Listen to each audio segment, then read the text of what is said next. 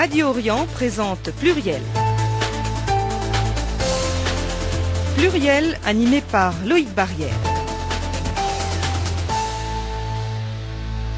L'invité de Pluriel est Tariq Ramadan, professeur d'études islamiques contemporaines à l'université d'Oxford, également directeur du centre de recherche sur la législation islamique et l'éthique. Bonsoir. Bonsoir. Tariq Ramadan, au printemps dernier, vous aviez publié Introduction à l'éthique islamique aux presses du Châtelet, et en cette rentrée, vous publiez Être occidental et musulman aujourd'hui chez le même éditeur. Alors parlons d'abord de ce deuxième ouvrage dont vous racontez qu'il a eu plusieurs vies. Il s'agit pour vous de démontrer que la foi et la citoyenneté européenne, la citoyenneté française ne doivent pas s'opposer. C'est finalement le grand débat d'aujourd'hui. Et pourtant, cet ouvrage, vous l'avez publié avant le 11 septembre 2001. Oui, exactement. J'ai commencé à l'écrire avant le 11 septembre. Je l'ai poursuivi, sa réflexion. Ce que je voulais, c'est que ce soit un ouvrage qui marque une orientation historique, beaucoup plus simplement que de répondre à l'événementiel, à un acte terroriste. Non, pour moi, c'était sur le temps long. Et il se trouve qu'un certain nombre de thèses que je mettais en évidence à cette époque-là, avant le 11 septembre, sur les courants historiques importants de tous les musulmans occidentaux, que ce soit aux États-Unis, au Canada, en Europe ou en Australie, eh bien, ils sont confirmés aujourd'hui, et un certain nombre de questions sur lesquelles nous revenons, elles sont traitées dans ce texte-là comme étant des orientations, parce que je discute des âges de la présence musulmane en Occident. Vous parliez de révolution silencieuse pour parler des occidentaux musulmans ou des musulmans occidentaux. Comment vous le dites ? Je dis dans les deux sens, exactement. Dans les deux sens. J'ai aucun problème, parce que je pense que ce jeu sur les identités, qu'est-ce que vous êtes d'abord, pour moi, est une fausse question. On est occidental ou on est français et musulman quand il s'agit de notre passeport, de notre engagement politique, et puis quand on est face à sa mort, eh bien, les réponses métaphysiques viennent d'abord, c'est-à-dire qu'on a de multiples identités dont les priorités changent en fonction des questions qui sont posées. Et donc, en l'occurrence, oui. Pour moi, ce que nous n'avons pas mesuré au gré des controverses, au gré des questions sur l'intégration, sur la visibilité des musulmans, c'est le mouvement historique très très long, qui fait que d'une génération à l'autre, on voit de nouvelles choses apparaître, de nouvelles présences, une vraie présence, une vraie acculturation. Il y a quelque chose aujourd'hui qui s'appelle l'islam occidental, l'islam européen, l'islam français, qui est un islam du point de vue des principes, mais qui a la culture du pays où les gens se sont installés. Vous parlez d'acculturation. Certains hommes politiques, notamment de droite, utilisent le terme d'assimilation. L'assimilation, c'est un mot que vous n'aimez pas ? Non, je n'aime pas ce mot parce que je pense que il est une soustraction de la richesse, assimilation. C'est-à-dire, vous devez vous assimiler à ce qui est. Alors que l'idée d'acculturation ou l'idée d'enracinement, de l'appartenance, c'est une addition dans la richesse, c'est une addition dans le pluralisme. Et je pense qu'aujourd'hui, ce que les jeunes et les moins jeunes français de confession musulmane, originaires d'Afrique subsaharienne ou d'Afrique du Nord ou d'Asie, eh bien, sont des valeurs ajoutées à la France. C'est-à-dire, ils ne s'assimilent pas à la France telle qu'elle fut, ils ajoutent à la France telle qu'elle sera. Est-ce qu'il y a un travail à faire aussi, je dirais, sur les convertis ? C'est-à-dire finalement, ces Français, avec beaucoup de guillemets, Français dits de souche, qui embrassent la foi musulmane, finalement c'est une partie de l'islam qu'on a peu étudiée. Vous avez parfaitement raison. Je pense que de ce point de vue-là, on a beaucoup négligé ceci. Et même moi, dans mes premières interventions, il y a longtemps, il y a 25 ans, je parlais beaucoup de l'islam à partir de l'expérience de la migration. Et puis finalement, on s'aperçoit que c'est le contraire qu'il faut faire. En l'occurrence, ce que j'ai toujours dit, et après une dizaine d'années, il y a 15 ans de cela, j'ai commencé à faire tout un travail sur ces convertis qui ne doivent pas renier leur passé, qui ne doivent pas renier leur culture, qui doivent être, en l'occurrence, des ponts culturels. Autant on peut, nous, être des ponts religieux avec le Moyen-Orient, autant eux, ici, ils sont des ponts culturels. Ne pas renier le passé, chérir sa langue, chérir sa culture, chérir son appartenance, et puis à partir de là être un musulman qui peut vivre dans le cadre français. Et donc oui, il y a un vrai travail, d'abord de mise en évidence que on n'est pas un musulman de seconde classe quand on est un musulman converti, qu'on n'a pas à s'arabiser, on n'a pas à se pakistaniser. On n'a pas à porter des vêtements un petit peu exotiques, ça vous fait sourire un peu? Oui et non, parce que je peux comprendre l'expérience personnelle. Vous savez, le premier avec lequel j'ai eu cette expérience-là, ça va vous étonner, c'est Cat Stevens, c'est-à-dire le chanteur qui, lui, à un moment donné, s'est converti à l'islam et tout à coup, il s'habillait à l'afghane. Il s'habillait complètement différemment. Je veux dire, il a arrêté la musique et puis s'habillait différemment. Il a repris d'ailleurs récemment. Voilà. Et moi, en 1994, je l'avais rencontré, je lui dis, mais pourquoi avoir arrêté la musique? Il faut plutôt y revenir parce que c'est un talent que tu as. Et en l'occurrence, la tenue vestimentaire, pourquoi la changer? Et lui, il m'a dit quelque chose de très important. Il m'a dit, psychologiquement, j'avais besoin de me couper du passé et de refaire peau neuve. Ce que je peux comprendre. Ce que je peux comprendre dans l'expérience personnelle, je ne veux pas que ça devienne une norme de la conversion. Et ça, c'est complètement différent. Tariq Ramadan, c'est intéressant parce que vous évoquez la musique. Vous écrivez dans ce livre, Être occidental et musulman aujourd'hui aux presses du Châtelet, que les musulmans ont la responsabilité historique de devenir des sujets de leur histoire engagés et proactifs, porteurs de projets sociaux, économiques et politiques innovateurs et animés d'une créativité culturelle et artistique renouvelée, enrichie, assumée. Là, on est totalement hors des clichés sur le musulman qui fait peur à certains occidentaux, le musulman qui n'aimerait pas la musique, par exemple. Oui, mais je pense que on a réduit l'islam à la sphère normative et pensant qu'on était plus musulman quand on avait ajouté de l'interdit. Mais non, on est plus musulman quand on est fidèle à ses principes, mais surtout la créativité, c'est-à-dire l'expression de la langue, la poésie, la littérature, l'art, la musique. Alors bien entendu, vous avez des courants littéralistes qui vous disent la musique est interdite et ils sortent une tradition prophétique de ce contexte. Ce qu'on voit notamment à l'œuvre actuellement en Syrie et en Irak, par exemple. En Syrie et en Irak, mais beaucoup plus gravement aussi dans un certain nombre de lieux en France, dans un certain nombre de lieux en Europe ou aux États-Unis, et qui réagissent à ce qu'ils appellent la permissivité environnante par la surdétermination de l'interdit. Et donc nous, ce que nous devons faire, ce n'est pas définir l'islam par un ajout d'interdit quand on a l'impression qu'il y a trop de liberté alentour, c'est de rester fidèle au principe. Et moi, je suis très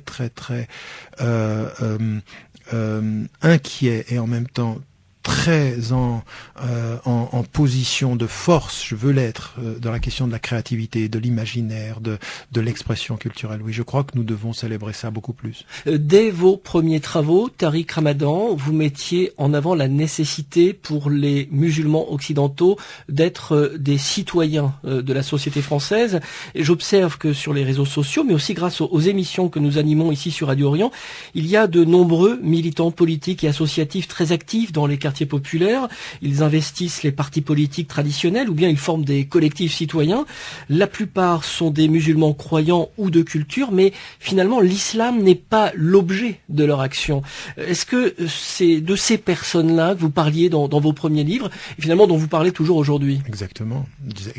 Quand j'ai commencé il y a 25 ans à parler de ceci, à parler de cette trajectoire historique, je dis, viendra un jour où on passera de l'appartenance nationale à l'appartenance religieuse, à l'engagement pour des projets et pour la réalité sociale et politique du pays. Et c'est exactement ce qui est en train d'apparaître maintenant.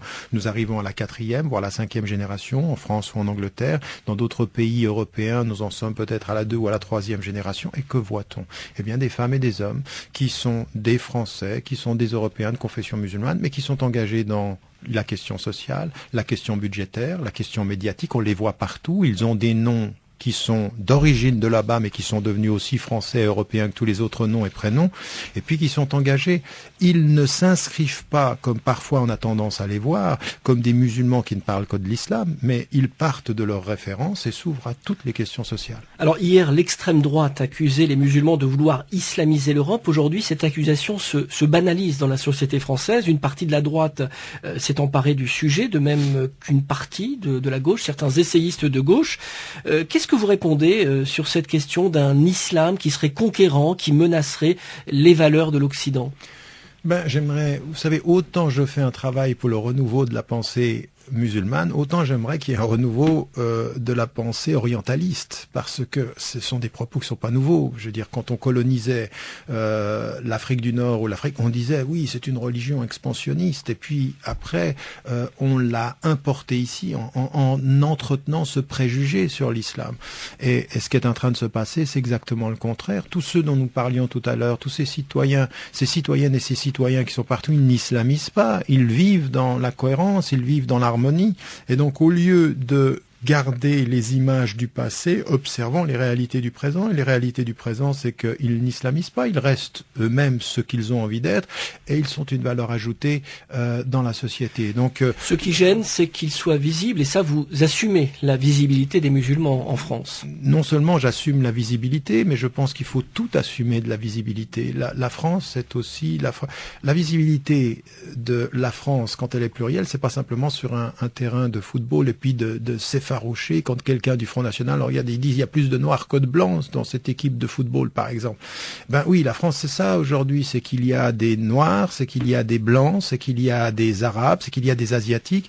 Et c'est ça, cette visibilité-là de la couleur de peau, elle est une visibilité de la diversité de la culture, de la diversité de l'appartenance religieuse. Et la France, c'est ça. L'Europe, c'est ceci. Et il faut l'assumer, il faut le célébrer. Moi, c'est pas simplement que je l'assume. Je pense qu'il faut le célébrer par vous savez, j'ai écrit un livre qui s'appelait pour une philosophie du pluralisme. Et cette philosophie du pluralisme, c'est un ajout de connaissance de la diversité des origines, des cultures, des religions et des appartenances, plutôt que une espèce de retrait ou de repli frileux. Tariq Ramadan, dans Être occidental et musulman aujourd'hui, vous demandez que l'on considère le temps historique long avec les évolutions et les renouveaux réels de la pensée islamique en Occident. Alors c'est vrai que souvent dans la presse, dans les médias, on réagit au buzz du jour, on n'est pas, je dirais, on n'a pas de perspective, on ne pense pas à l'avenir. Mais parlons de cette pensée islamique en Occident. Est-ce que vous pouvez nous donner quelques exemples des évolutions de la pensée islamique? Est-ce qu'il y a de vraies réformes en cours dans l'islam en ce moment? Oui, en tout cas, dans les réponses que nous avions. Déjà, vous savez, des choses simples. Il y a 25 ans, vous demandiez à des savants, est-ce qu'il faut prendre la nationalité française? On vous disait non, vous allez retourner dans votre pays. Donc déjà, la perspective, la révolution au sens littéral, vous êtes chez vous, en Europe. Déjà, ça, c'est un premier élément. Ensuite, il y en a certains savants ont parlé de jurisprudence ou de droit et jurisprudence des minorités, un concept auquel je n'adhère pas, mais qui a amené, par exemple, à révolutionner la perspective. C'est-à-dire, par exemple, les anciennes catégories, il y a l'espace de l'islam, Dar el-Islam et Dar el-Harb. Maintenant, on considère que ça, c'est caduque. On est dans un espace où on est chez nous. On n'est pas dans un espace de guerre ou dans un espace étranger à nos références. La question de la citoyenneté, je le disais, il y a 25 ans, on me prenait pour quelqu'un qui débarquait de la planète je ne sais quoi. Et aujourd'hui, c'est un discours qui s'est normalisé. L'appartenance, le fait par exemple, le fait de respecter la loi du pays. Pour un musulman, là où il vit, la loi du pays, c'est sa loi. Il doit la respecter. Ça, c'est aujourd'hui acquis dans l'immense majorité des organisations et des références musulmanes. Alors, c'est un acquis, finalement, qui se fait dans la discrétion. On ne le médiatise pas. C'est ce que vous êtes en train de nous dire. Exactement. C'est-à-dire que ce que l'on médiatise, ce sont les clashs, ce sont par exemple un nouvel arrivant, un nouvel immigrant qui se poserait par exemple des questions nouvelles alors que nous y avons déjà répondu. Et c'est ce que je dis aux politiques depuis, vous savez, en fait, vous parlez du temps long, mais si vous regardez mon engagement, il est dans le temps long. Ça fait 25 ans. Il y a 25 ans, on annonçait que je ne tiendrais pas, que j'étais dépassé. Je me souviens même de paix à son âme d'un sociologue du sud de la France. J'ai oublié son prénom maintenant, mais ça va me revenir, qui disait oui, Tariq Ramadan, il est terminé. Mais ça fait 25 ans que ce discours-là, il tient sur le temps long et qu'aujourd'hui, effectivement, loin des controverses, eh bien, il y a une nouvelle perspective, il y a quelque chose qui s'est solidifié, qui s'est normalisé. Ça, c'est très important. Vous dites qu'il y a des réformes invisibles et pourtant bien réelles. Comment elles se traduisent, je dirais, concrètement? Il y a des savants qui prennent des décisions décisions qui font jurisprudence dans l'ensemble de la communauté musulmane, ou bien ça s'impose, je dirais, de soi-même? C'est une excellente question. Ça, c'est une excellente question parce que à partir de cette question, on peut comprendre comment ça fonctionne. Ce n'est pas un corps de savants qui décide pour tout le monde. En général, les savants sont souvent plutôt dans la défensive, c'est-à-dire ils veulent protéger les acquis. Ils sont d'ailleurs ceux qui disent d'abord c'est interdit, avant de dire c'est permis. Et donc ils protègent. Et qu'est-ce qui se passe? C'est le mouvement historique des gens. À partir d'un certain moment, qu'est-ce que ça veut dire qu'un savant qui dit aux gens, des millions de personnes qui sont installées en Europe, ne prenez pas la nationalité, vous n'êtes pas chez vous, alors que le quotidien... Alors, c'est un double mouvement, c'est-à-dire que vous avez certains penseurs et savants réformistes qui sont un peu visionnaires, qui voient que les choses doivent évoluer, et puis il y a la pression du réel. Et la pression du réel, c'est l'expérience historique des musulmanes et des musulmans. C'est quand la deuxième génération a considéré qu'il n'y avait plus de retour dans le pays d'origine, parce qu'on était chez nous, que les savants ont dû revoir leur positionnement. Donc vous voyez, c'est un aller-retour entre le réel qui impose de nouvelles réalités et quelques savants qui ont une vision de la réforme qui accompagne ce mouvement. Il n'y a pas besoin d'une autorité suprême qui dirait ce qu'est l'islam, ce que n'est pas l'islam. L'islam n'a pas de Vatican. Vous n'y êtes toujours pas favorable? Je n'y suis pas favorable et de toute façon ça ne fonctionnera pas parce que déjà la façon dont l'islam s'est constitué historiquement, c'est d'abord un vaste chantier légal, c'est-à-dire de discussion sur le droit et la jurisprudence, où on n'a pas d'autorité une et unique. Même dans la tradition chiite d'ailleurs, où les choses sont plus organisées, vous allez trouver des opinions qui sont diversifiées. Le problème pour nous, c'est ne pas être favorable à une voie unique qui donne le là pour tous est une chose. Accepter la foire d'empoigne que nous avons aujourd'hui, c'en est une autre. C'est-à-dire aujourd'hui, la diversité, elle est une richesse quand elle se gère. Vous comprenez finalement que certains musulmans en France soient désorientés par les discours différents qu'ils entendent. Ils ont envie de suivre quelqu'un, ils vous suivent. Souvent, il y a beaucoup de monde qui va à vos conférences, vous avez des lecteurs, mais c'est vrai que c'est parfois un peu compliqué pour un musulman qui ne lit pas forcément l'arabe d'ailleurs. Tout à fait. Et j'en parle d'ailleurs dans le livre dont nous parlons ici. Je dis il y a une vraie crise de l'autorité. Qui parle au nom des musulmans? Et on ne peut pas, au nom du fait qu'on n'a pas d'autorité centrale, continuer la division et le rapport de force, ou en même temps la compétition dans la représentation. Je pense que là, et les intellectuels et les savants doivent gérer cette diversité en établissant des plateformes plurielles où les voix, autant littéralistes que les voix mystiques, du soufisme par exemple, et les voix réformistes, doivent pouvoir être ensemble et pouvoir discuter et dialoguer. Alors justement, Tariq Ramadan, vous parlez du soufisme, vous dites qu'il faut arrêter d'essentialiser l'islam en oubliant la diversité des courants qui traversent cette religion. Est-ce que vous regrettez qu'on ne mette pas assez en avant le soufisme, l'un des visages de l'islam qui est méconnu en Occident? Vous évoquez notamment le soufisme dans votre livre Introduction à l'éthique islamique.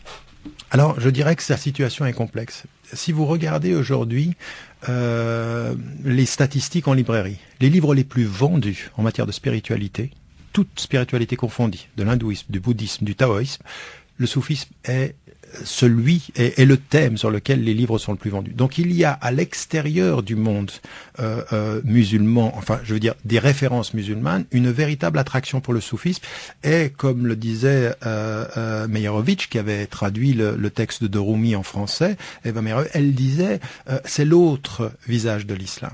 Et donc elle-même, voulant intégrer le soufisme, donnait l'impression que c'était une autre perception de l'islam, et pour beaucoup de lecteurs, c'est autre chose. Et c'est autre chose que l'islam dont on nous parle tous les jours. Alors que vous dites, ça fait partie de l'islam, c'est l'islam. C'est exactement ça. Moi, ce qui m'intéresse, c'est la réconciliation. C'est-à-dire de dire aux musulmanes et aux musulmans, pratiquants, dans les communautés ou à la base, attention, ne faites pas l'erreur historique de sortir deux domaines de notre référence musulmane. La première, c'est la mystique, et la deuxième, c'est la philosophie.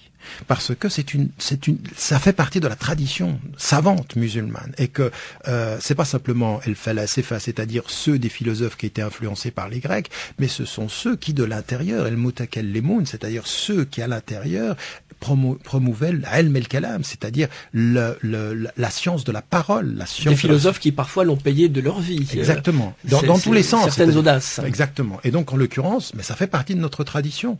Et donc, ça, c'est une chose. Et puis, dans la tradition mystique, il faut la réintégrer et faire en sorte que ceux qui sont attirés par le soufisme sachent aussi que ça n'est pas autre chose que l'islam, mais que ça participe bien des racines, des fondements, du cœur de l'islam. Donc le soufisme n'est pas un courant de l'islam, c'est ce que vous êtes en train de dire, c'est l'islam. Pour moi, pour vous dire la vérité, oui, pour moi c'est le cœur. Mais je dis aussi, il y a soufisme et soufisme. Il y a le soufisme traditionnel qui est vous savez, le soufisme en fait c'est extrêmement difficile à vivre parce que ça n'est pas moins de religiosité, c'est souvent plus de discipline pour plus d'élévation. C'est un vrai travail sur l'ego. Vous savez, c'est très très exigeant, la tradition soufie essentielle. Est-ce que vous n'êtes pas tenté un jour d'écrire une biographie de l'émir Abdelkader, qui finalement est un personnage très contemporain aujourd'hui? Tout à fait, c'est vrai. Et vous savez, je l'ai cité sur les réseaux sociaux, on m'a beaucoup critiqué, en particulier sur des personnes qui ont des contentieux politiques avec la figure. Mais l'émir Abdelkader est une personnalité importante, mais il y a aussi d'autres figures historiques que j'aimerais, avec lesquelles j'ai, d'ailleurs dans le livre sur l'introduction à l'éthique islamique, j'ai fait tout un chapitre sur les figures, par exemple que ce soit Rab'a al-Adawiya ou Abdelkader el-Jilani qui sont, ou Rumi, ou Yves, même la figure qui a été extrêmement Muhyiddin ibn Arabi, qui est très très controversée, en disant attendez, ça fait partie d'une tradition. Après, on peut être d'accord ou pas avec certaines de leurs positions, mais on ne peut pas se couper de cet héritage-là, il faut l'étudier. Et donc, en l'occurrence, pour moi, cette réconciliation, elle est très très importante. Ça n'est pas du tout l'autre islam, c'est le cœur de l'islam, c'est une lumière à l'intérieur de l'islam qu'il faut étudier et ne pas la couper d'une tradition savante qui s'est occupée ici de la loi, là de la philosophie, là des fondements du droit et en même temps de tout ce qui concerne le rapport à l'environnement aussi. L'invité de Pluriel est Tariq Ramadan, professeur d'études islamiques contemporaines à l'université d'Oxford. Vous publiez 2 livres, Introduction à l'éthique islamique et Être occidental et musulman aujourd'hui, tous deux parus aux presses du Châtelet. Alors, vous avez écrit ce livre, Introduction à l'éthique islamique. Vous répondez à des questions précises. Qui détermine le bon et le mauvais en islam? Comment appliquer cette éthique finalement dans la vie de tous les jours? Moi, la question que j'ai envie de vous poser, c'est est-ce que l'islam est un prêt à penser? Est-ce qu'un jeune musulman peut trouver toutes les réponses qu'il se pose, d'ordre spirituel d'abord, seulement dans le Coran et les hadiths? Non, je pense, encore une fois, là c'est une excellente question, parce que ce que j'essaye de faire dans l'introduction à l'éthique islamique, c'est de considérer les sources, c'est-à-dire c'est un travail qui m'a pris beaucoup de temps, c'est un travail de sources très complexes, c'est-à-dire que vraiment les sources sur lesquelles je me suis appuyé, parce que je parle d'abord de la définition, de la terminologie, ensuite des différents domaines, c'est-à-dire le domaine du droit et de la jurisprudence, le domaine de la philosophie, le domaine de la mystique, où l'éthique s'est constituée, pour mettre en évidence que très vite dans la tradition musulmane, les sources ne sont pas contextuelles, c'est-à-dire que la rationalité est productrice d'éthique, c'est-à-dire que à partir de ce moment-là, la culture environnante, par exemple, ce qu'on appelle au départ le bien, en arabe c'est le ma'rouf. Ma'rouf c'est connu par les gens comme étant le bien, c'est-à-dire qu'il y a un sens commun, ce qu'on va retrouver plus tard chez Descartes dans la tradition occidentale, le sens commun, le bon sens, c'est quelque chose sur laquelle on s'appuie. Donc cette idée que seules les sources sont nos sources, c'est-à-dire seules les sources scripturaires sont les sources de la perspective morale et des finalités est fausse. Mais ça veut dire en même temps que si ça n'est pas que les textes, ça veut dire que la culture, ça veut dire que la rationalité, ça veut dire que l'histoire, ça veut dire que la géographie, ça veut dire que d'autres sources doivent être étudiées. Et là, on s'aperçoit, c'est un texte simple sur les sources qui rend complexe notre regard sur le monde et qui nous ouvre sur le monde, au point que dans les derniers chapitres du livre, je parle justement de l'éthique universelle, j'en viens à la discussion que j'avais eue avec Hans Kung, par exemple, sur l'éthique globale. Et je pense là, de ce point de vue-là, ou l'éthique appliquée, parce que là aussi, c'est un travail sur lequel il faut beaucoup s'arrêter. Alors justement, vous vous êtes opposé à la peine de mort, vous êtes opposé aussi à titre personnel à la lapidation. Est-ce qu'on peut imaginer que l'éthique islamique soit une source pour que les valeurs universelles soient compatibles avec l'islam ? Première étape qui est très très importante, et c'est pour ça que j'avais établi, vous m'aviez présenté aussi comme directeur d'un centre sur la législation islamique et l'éthique. Pourquoi est-ce que j'insiste beaucoup sur l'éthique? Parce que l'éthique nous impose à réconcilier les principes fondateurs, les règles de vie et les finalités. Et qu'à partir de l'éthique, sur la question des finalités, ce qu'on appelle aussi dans la tradition savante el maqasid, c'est-à-dire les objectifs, eh bien, on peut questionner l'application des règles. On doit questionner l'application des règles. Qu'en est-il de l'application d'une règle dont la littéralité quant à l'application serait une trahison du principe de justice ou de dignité humaine? Qu'en est-il? Que faisons-nous de ce point de vue-là? Et c'est là où votre question est très importante, et elle doit être pertinente pour nous, c'est qu'aujourd'hui, la littéralité de l'application des règles trahit souvent les objectifs, trahit souvent les finalités supérieures. Si on prend la question de l'esclavage, elle est mentionnée dans le Coran. Aujourd'hui, aucun musulman ne souhaite appliquer l'esclavage. Voilà, et ça c'est une chose qui est très très importante, c'est-à-dire que quand on revient au texte, on s'aperçoit que l'esclavage est déjà présent quand le texte commence à être révélé, que les 23 années de la révélation nous amènent à une compréhension, une pédagogie divine qui nous dit qu'il faut arrêter, qu'en fait l'homme est né libre et qu'il faut qu'il choisisse librement de croire ou de ne pas croire, en l'occurrence. Et donc on comprend la trajectoire. Et donc il faut qu'on continue, nous, notre travail, ce qui s'appelle l'ijtihad, c'est-à-dire le travail de réflexion à partir des sources, pour qu'on en arrive justement à lutter contre l'esclavage. Mais c'est pas tout. Il y a d'autres situations sur lesquelles et d'autres éléments sur lesquels il faut travailler. Ce que vous êtes en train de nous dire, c'est que les littéralistes ont le sentiment que l'histoire musulmane s'est arrêtée. Vous dites le contraire, l'histoire musulmane est en marche? L'histoire, c'est pas sur l'histoire que nous ne sommes pas d'accord. Nous sommes tous d'accord que l'histoire évolue. C'est comment nous lisons nos textes. C'est-à-dire, est-ce que les textes ont avancé avec l'histoire et à un moment donné nous laissent, nous, avec des principes et il faut que nous continuions notre réflexion? Ça, c'est ma position. Ou est-ce que les textes se sont arrêtés dans l'histoire et nous nous arrêtons avec les textes dans l'histoire et nous répétons ce que les textes disent, qui est la tradition du taqlid, c'est-à-dire de l'imitation? Eh ben, c'est ce à quoi je m'oppose, au littéralisme. Et dans ce livre sur l'éthique, c'est de mettre en évidence, tant que la pensée musulmane ne réconciliera pas l'éthique du sens avec la règle de la limite, elle finira comme une réflexion sur la forme des limites, mais non pas sur le sens de ces règles. On se souvient de la polémique autour du moratoire sur la lapidation. Est-ce que vous considérez aujourd'hui que certains pays musulmans sont en train d'être, je dirais, à l'avant-garde, je dirais, de l'application de cet islam progressiste que vous prenez?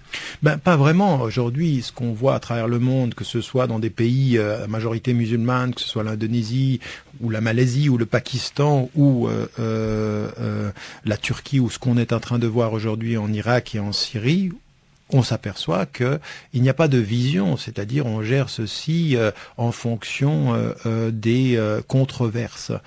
Le vrai problème, il n'est pas simplement dans l'application des peines les plus dures. Si aujourd'hui on avait écouté, en l'occurrence même par rapport à Daesh par exemple, qui vient et puis qui applique littéralement soit la lapidation, soit le fait de couper la main des voleurs, soit le fait de tuer, je veux dire des peines corporelles où l'on tue, eh bien à un moment donné, moi ma position, elle était justement de prévenir ceci, de dire arrêtons tout cela et venons-en à une vraie discussion sur les textes. Jamais plus qu'aujourd'hui encore, l'idée d'un moratoire devrait être imposé, parce qu'aujourd'hui, comment ça se fait que des États du Golfe, c'est-à-dire l'Arabie Saoudite, où se trouvent les lieux saints, eh ben fassent silence, c'est-à-dire sur l'application en tant que telle. On condamne parce qu'ils sont dangereux politiquement, mais on ne dit rien sur l'application des règles, parce que là, il y a un vrai problème. En fait, ils sont malheureusement assez en accord sur la lecture littérale des textes, même si dans leur application, il y a un vrai problème.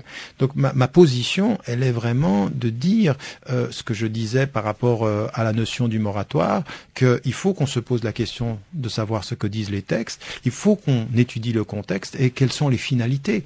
Et c'est là où la notion d'éthique, c'est là où la notion du sens des choses prend de l'importance, parce qu'on ne peut pas avoir une discussion éthique, vous et moi, ou avec n'importe quelle personne, qu'elle soit athée, agnostique, juive, chrétienne, hindoue, bouddhiste ou musulmane, si on ne pose pas la question du sens, c'est-à-dire quel sens nous donnons et quelles sont les valeurs. Et c'est ça que je veux remettre au centre de notre réflexion. Tariq Ramadan, vous parlez de Daesh. On a l'impression que les dirigeants européens sont démunis face à la tentation djihadiste de certains jeunes musulmans en Europe. L'Angleterre, vous avez consulté au début des années 2000 sur les moyens de prévenir la radicalisation. Si vous aviez François Hollande, Manuel Valls et Bernard Cazeneuve en face de vous, quels conseils vous leur donneriez pour faire face à ce phénomène, car on voit que pour l'instant il y a des outils de prévention qui ne fonctionnent pas. Le problème, c'est la façon dont sont posés les problèmes eux-mêmes. C'est le premier problème. Et ce à quoi nous avons affaire avec beaucoup de politiques, c'est intervenir sur la question de la sécurité. C'est-à-dire on intervient après coup. Il faut intervenir en amont. Et ce travail en amont, c'est un travail d'éducation, c'est un travail de prise en charge. Mais vous ne pouvez intervenir en amont que si vous avez, comme citoyen français, comme citoyen européen, des hommes et des femmes en qui vous avez confiance, qui sont vos partenaires. Or aujourd'hui, que voyons-nous? Nous sommes dans la sécurité, mais le gouvernement n'a pas vraiment de vision préventive, c'est-à-dire avec qui on travaille. On constitue le CFCM, on constitue une plateforme de réflexion. Non, il faut être beaucoup plus proactif que ça. Ceux qui vont aider aujourd'hui à prévenir ces jeunes d'être attirés ou de partir, ce sont ceux qui sont sur le terrain, qui doivent être en contact avec les autorités politiques locales et faire un travail préventif, éducatif, et non pas un travail... Ceux qui sont sur le terrain, là vous parlez des acteurs associatifs ou bien vous parlez des imams locaux? Tout le monde? Oui, les imams doivent pouvoir être... parce que les imams, c'est très important, c'est une fois par semaine, une parole qui est dite devant des centaines, voire des milliers de personnes. C'est les acteurs associatifs qui sont sur le terrain. Le problème aujourd'hui, c'est que l'islam est tellement aujourd'hui un sujet où la suspicion s'impose presque directement qu'on ne sait plus où est la confiance. Et que c'est pour cela que j'en veux. Vous parliez justement, moi j'étais allé dans la task force en Angleterre, on m'avait demandé en 2005, j'y étais, j'avais critiqué la politique étrangère. Parce que il faut aussi qu'on entende ceci, il faut qu'on comprenne que les citoyens français, de quelque confession qu'ils soient, il faut aussi qu'ils puissent avoir une pensée critique, politique, c'est-à-dire de critiquer le gouvernement, et que ça n'entache pas la confiance que l'on a les uns envers les autres. Mais aujourd'hui, je suis encore conseiller pour le ministère des droits de l'homme, et je continue à faire ce travail-là, mais un travail qui est responsable en disant tant que vous ne ferez pas un travail en amont, tant que vous n'irez pas justement dans l'accompagnement et non pas dans l'intervention quand le mal est fait, mais dans l'accompagnement avant que le mal soit fait, eh bien nous n'y arriverons pas. Vous êtes écouté aujourd'hui en Angleterre? C'est exact. Vous savez, le seul pays où on refuse, en fait, le seul pays où officiellement on ne m'écoute pas, c'est en France. Même si pratiquement tous les politiques que je rencontre n'arrêtent pas de me dire qu'ils m'écoutent, qu'ils savent que je suis entendu sur le terrain. Vous rencontrez des hommes politiques? J'en rencontre quelques-uns qui ne veulent pas que ce soit su. Ça fait depuis maintenant 20 ans. Et de plus, depuis et vous avez la courtoisie de ne pas donner leur nom. Mais parce que moi, ça m'intéresse pas. Moi, ce qui m'intéresse, c'est vraiment de faire avancer la pensée. Moi, je sais aujourd'hui combien je suis diabolisé en France, mais ça m'intéresse pas qu'on me diabolise si tel est mon destin à moi. Mais le plus important, c'est de faire avancer la réflexion sur le terrain. Et ce que je constate depuis plus de 20 ans aujourd'hui, c'est qu'elle avance. Il y a énormément mais même des politiques qui ne diront jamais qu'ils m'ont vu, qui me disent « Mais j'ai rencontré des jeunes très brillants qui sont vraiment de bons citoyens et qui disent qu'ils ont été formés par vous. » Ah, ben voilà, oui, il y en a tellement qui peuvent dire qu'à un moment donné, ils ont croisé la route de ce discours-là. Mais moi, ça ne m'intéresse pas d'exposer des gens. Moi, ce que je veux, c'est accompagner un mouvement. Et partout dans le monde, que ce soit par exemple quand je vais en Angleterre ou au Canada, où je suis reçu par des officiels au plus haut niveau de l'État, même en Angleterre, mais bien sûr qu'ils entendent, parce que en fait, ce que j'ai dit il y a 20 ans est en train de se dérouler sous nos yeux, une évolution. Et ça, c'est aussi important. Moi, vous savez, on parlait d'éthique, on parlait de ce livre que j'ai écrit. Il y a 20 ans, j'ai parlé d'éthique de la citoyenneté, c'est-à-dire véritablement de s'engager comme citoyen avec un devoir et une responsabilité en tant que citoyen, et pas simplement une demande de droit. Aujourd'hui, les autorités françaises ont-elles intégré que l'islam est bien l'une des religions de la France, ou bien est-ce que l'islam est toujours perçu comme un élément extérieur? Je dirais que là, il y a une double perception. C'est-à-dire que si vous êtes dans la rationalité d'un bureau politique ou dans une discussion, oui, l'islam est une religion française. Mais quand vous êtes exposé au public et quand vous êtes dans la tension et que vous devez répondre à l'attraction que peut avoir, par exemple, le discours populiste du Front National, ou quand vous êtes à la suite de controverses, quelque chose qui s'est passé, c'est quelque chose qu'on ne dit plus. On gère l'islam comme un fait. On considère l'islam comme un fait français et on gère l'islam comme un fait étranger. Vous voyez, il y a une différence entre ce que l'on considère et ce que l'on fait. Et c'est ce que je disais souvent, on m'a souvent taxé de double discours. Le double discours n'est pas forcément là où on croit. Tariq Ramadan, on est en période de rentrée scolaire. Est-ce que vous êtes favorable au développement des écoles confessionnelles musulmanes, des écoles qui sont finalement très peu nombreuses en France, si on les compare aux écoles juives et catholiques ? J'ai pris position d'ailleurs dans le livre être occidental et musulman aujourd'hui, je parle de ceci. Je ne suis pas favorable à la multiplication ou même à la création de ce qu'on appelle des écoles islamiques. Moi je suis un produit de l'école laïque genevoise et donc je pense que c'est très très important pour l'ouverture. Maintenant, j'ai vu ce qu'il y avait sur le terrain. J'ai vu quelles écoles on proposait à des jeunes dans un certain nombre de cités. J'ai vu aussi les écoles qu'on leur proposait ailleurs, en Angleterre où je vis, et parfois les parents ont de quoi être inquiets, parce que ce sont des écoles qui sont problématiques. Alors si maintenant on fait et on crée des écoles qui ne soient pas des écoles islamiques pour des musulmans, mais qui soient des écoles à partir de principes qui soient ceux de la République, auxquels on peut ajouter justement un enseignement éthique, un enseignement qui soit lié à nos références, mais qui soit ouvert sur la société. Ce ne sont pas des écoles ghetto, ce sont des écoles rayonnement. Eh bien, on peut avoir... Moi, vous savez, j'ai visité, je crois, 250 écoles dites islamiques à travers l'Occident, que ce soit au Canada, et je suis allé en Suède. Et j'ai vu des choses extraordinaires, une capacité de l'école à s'ouvrir à l'environnement, à faire un travail sur l'environnement, à faire un travail sur la solidarité, à faire un travail avec d'autres organisations, à avoir des professeurs qui n'étaient pas musulmans, à avoir des thématiques qui sont complètement... Alors ça, je suis d'accord, parce que c'est un concept d'école nouveau. Mais ce que je vois aujourd'hui sur le terrain m'inquiète un tout petit peu, et cette obsession de la performance, on est une bonne école uniquement en comptant qui a réussi, moi me gêne. Je ne suis pas un élitiste sur le plan scolaire. Tariq Ramadan, qu'est-ce que vous pensez de l'ironie aujourd'hui de certains essayistes et pas seulement de Marine Le Pen qui ne veulent plus entendre les musulmans refuser l'amalgame entre islam et terrorisme?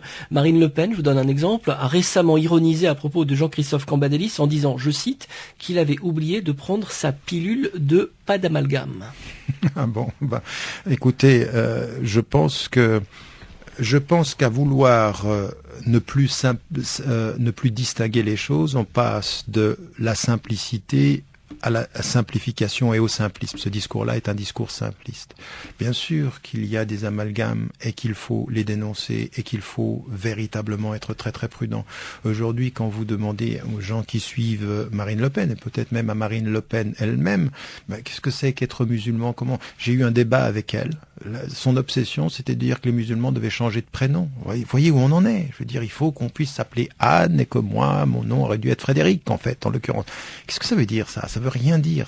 C'est en fait du simplisme. Mais ça marche. Le problème, c'est que quand vous êtes dans la politique émotionnelle, la simplification et le simplisme fonctionnent parce que c'est blanc et noir.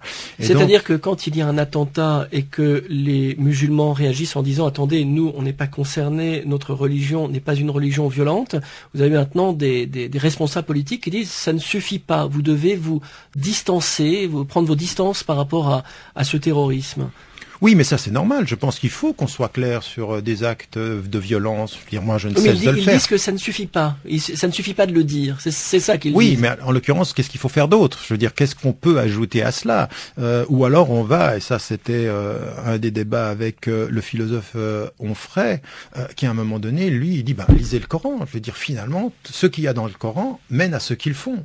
je veux dire, il est simpliste dans sa façon de lire le Coran. On n'est plus du tout là dans la théologie, on est dans la théologie qui ne comprend plus la théologie, en l'occurrence, mais ça peut pas être. Je veux dire, à partir d'un certain moment, il faut quand même entendre les voix de millions de femmes et d'hommes qui disent non, on s'oppose à cette instrumentalisation du religieux, on s'oppose à cela, et on ne peut pas quand même demander, parce que vous savez, c'est très très pernicieux cette attitude de dire il faut refuser cette notion de pas d'amalgame, il faut qu'il se justifie, il faut qu'il s'explique, parce qu'au bout du compte, tout le monde devient suspect. C'est-à-dire que si vous n'êtes pas tout le temps dans le début de vos discours à vous distancer de ce qui est fait au nom de votre religion, vous n'êtes pas crédible. Et donc, vous ne l'êtes jamais en fait crédible, parce que chaque fois, il va y avoir une nouvelle situation. Je pense qu'il faut que nous apportions ici un discours raisonnable. Et c'est là où nous avons besoin de leaders musulmans, de femmes et d'hommes qui puissent prendre une parole claire là-dessus, mais pas seulement. Nous avons besoin aussi de politiques courageux, en France comme en Europe, qui osent aller à l'encontre de discours de Marine Le Pen, parce qu'ils font le contraire, ils sont en train de le normaliser, alors qu'ils devraient le contester à sa racine. Tariq Ramadan, récemment, votre frère Hani Ramadan a choqué en critiquant la remise de la Légion d'honneur aux Américains si rapidement, après avoir empêché un acte terroriste dans le Thalys. Certains l'accusent d'avoir brandi la théorie du complot. Vous êtes parfois attaqué pour telle ou telle déclaration faite par votre frère. Est-ce que vous souhaitez réagir à cette polémique? Ben oui, moi j'ai réagi par rapport à ça. Je veux dire qu'en l'occurrence, il a son opinion sur cette question-là, il pose des questions, on peut ne pas être d'accord avec la formulation. En tout cas, il y a une chose sur laquelle je suis d'accord avec lui, comme je pense nous sommes des millions à être d'accord avec lui sur le fond. Quand est-ce que nous allons avoir une enquête indépendante qui nous dise exactement ce qui s'est passé? Et la deuxième question qu'il pose tout de suite après... Une enquête indépendante, il y a la police. Oui, non, mais il n'y a pas, justement, on a du silence. On n'a pas de réponse à un certain nombre de questions. Souvent, en France, les enquêtes sont toujours menées par un juge, par la police. Il n'y a pas d'enquête indépendante en France. Mais il devrait y avoir elles sont faites par la justice. Elles devraient être faites par la justice, mais on aimerait en avoir un certain nombre de résultats. Il y a trop de silence. Je veux dire, écoutez, sur ce qui s'est passé avec Mera, il y a un certain nombre de questions qui ont été posées, et pas à partir de la France. Ça a été posé à partir de l'Italie, ça a été posé par rapport de l'Espagne, ça a été posé par rapport à là où je vis, en Angleterre. Et on n'a jamais de réponse. C'est-à-dire que les enquêtes sont menées, et puis il y a un silence, pour des questions de raison d'État. Donc moi, la question que j'avais demandé après le 11 septembre, que j'avais demandé après Bali, en l'occurrence, parce que c'était exactement la même chose, ce qui s'est passé en Indonésie, ou ce qui s'est passé à Madrid, ou ce qui s'est passé à Londres en 2005, c'est-à-dire, mais donnez-nous au moins des éléments qui confortent notre réflexion. C'est-à-dire qu'il y a des questions, par exemple, où des jeunes étaient en contact avec des services et tout à coup, ils ont disparu parce que on n'avait plus de lien. Donc il y a des questions qui sont légitimes et on aimerait avoir des réponses. La deuxième question qu'il pose, elle est légitime d'un point de vue. Pourquoi être allé aussi vite? Pourquoi la Légion d'honneur dans les 2 jours? Pourquoi on avait peur que les Américains fuient? C'est une question qui est légitime. Pourquoi si vite? Parce que je pense que... Alors moi je ne vais pas jusqu'à questionner le complot. Je dis, en France, on est tellement dans l'acte symbolique de célébrer le courage de ceux qui nous défendent et de diaboliser qu'on va très vite de ce point. Et on a un gouvernement aujourd'hui qui aime la célébration, malheureusement. Donc c'est... pour moi, une gestion un tout petit peu bizarre sur le plan de la temporalité. C'est là-dessus que je pense qu'on peut être d'accord. Après, questions... Mais vous n'êtes pas tout de même dans la théorie du complot sur les attentats. Vous n'êtes tout de même pas en train de dire que ces attentats sont bidons, sont... Non, moi je ne vais pas jusqu'à là. Moi je pense qu'il y a des attentats. Je pense même qu'il y a des musulmans qui sont sincères, qui sont là-dedans, qui sont instrumentalisés. Mais je veux aussi... de ce point de vue-là, qu'on aille jusqu'au bout des enquêtes et qu'on réponde à un certain nombre de questions. Nous en avons besoin. Attendez, moi j'étais la semaine après le 11 septembre, j'étais aux États-Unis et j'ai condamné ce qui s'était passé. Depuis aux États-Unis, avec des institutions prestigieuses, de ACLU, de American Civil Liberties Union, qui est une association qui est pérenne là-bas et qui depuis tellement longtemps, il pose des questions sur un certain nombre d'éléments des services de renseignement américains qui ont infiltré et poussé des jeunes. Ils le reconnaissent aujourd'hui, on a des rapports là-dessus. Et quand vous posez la question, mais pourquoi vous les avez poussés? Et qu'est-ce qu'ils vous répondent? Ils disent, on voulait savoir s'ils étaient potentiellement capables de le faire. vous les poussez pour savoir s'ils sont capables potentiellement de le faire. Des gens qui sont démunis, qui ont fait de la prison, qui sont dans la drogue. Beaucoup sont dans la drogue. Regardez toutes les statistiques sur ceux qui sont drogués dans ces éléments-là. Donc à partir d'un certain moment, est-ce que vous et moi, en tant que citoyens, nous n'avons pas le droit de questionner les enquêtes, de questionner les façons de travailler? C'est normal quand même. Est-ce que ça veut dire qu'on va jusqu'au complotisme? Non. On va jusqu'à la volonté de transparence. Et poser la question de la transparence, ce n'est pas poser et avoir affirmé la réalité du complot. Merci Tariq Ramadan. Cette émission est terminée. Je rappelle que vous publiez 2 livres, Introduction à l'éthique islamique et Être occidental et musulman aujourd'hui, tous 2 parus aux presses du Châtelet.